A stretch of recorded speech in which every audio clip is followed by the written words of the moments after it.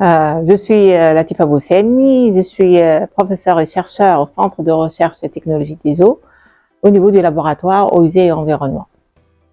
Alors aujourd'hui, la situation de l'eau en Tunisie est très préoccupante puisque la pluviométrie est très faible.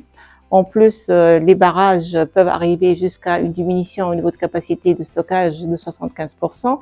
Les nappes peuvent être surexploitées jusqu'à 140%, et ceci mène directement et montre clairement la limitation de l'approche linéaire et la nécessité de passer à une approche circulaire avec une utilisation des eaux en adaptant donc la qualité à l'usage. Je suis ici devant le mur végétalisé, qui est un mur qui a été réalisé dans le cadre du projet Nawamed, financé aussi par le programme CBCMED. C'est un mur, c'est une première en Tunisie, mais aussi c'est un prototype qui est en cours de développement au niveau international.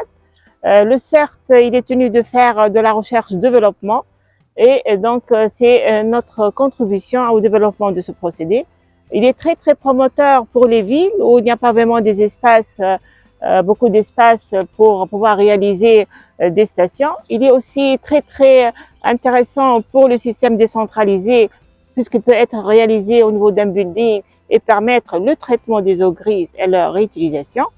Il est aussi très très important aujourd'hui dans un contexte de changement climatique puisqu'il apporte une biodiversité, il apporte un écosystème et il peut contribuer à l'adaptation des effets du changement climatique, que ce soit sur l'eau ou que ce soit sur l'environnement. Donc c'est vraiment un procédé très très promoteur et qui présente beaucoup de perspectives et beaucoup d'impact positif au niveau d'un milieu urbain. Alors, au niveau du projet Nawamed, nous avons aussi une autre activité qui est une activité qu'on appelle les tables de l'eau. Et autour de la table de l'eau, c'est plusieurs réunions où il y a tous les acteurs dans le domaine de l'eau, que ce soit des acteurs publics, acteurs au niveau municipalité, acteurs privés, associatifs et autres. Et nous avons discuté à plusieurs reprises du potentiel de ces solutions basées sur la nature au milieu urbain et du potentiel de leur application. Alors, il y a plusieurs barrières qui ont été soulignées. La première barrière, c'est que les municipalités qui sont les premiers intéressés par ce type de procédé, peut-être n'ont pas ni les ressources humaines, ni le budget nécessaire pour développer et appliquer ces solutions basées sur la nature. Une autre limitation, c'est que ce type de ségrégation, de valorisation des eaux et de réutilisation multiple de l'eau nécessite aussi peut-être aussi un soutien légal. Par exemple, au niveau des constructions, il serait bien qu'au niveau de la réalisation, on demande à l'entrepreneur de faire cette ségrégation des eaux et donc par exemple de recycler l'eau.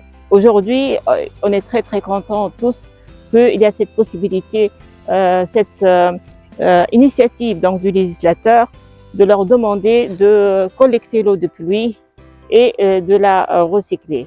Aussi, nous sommes aussi très très contents de cette nouvelle loi de finances qui intègre la possibilité d'avoir des prêts pour collecter l'eau de pluie. Mais aussi pour l'eau grise, c'est un potentiel très important qui mérite aussi un cadre légal qui aujourd'hui n'existe pas.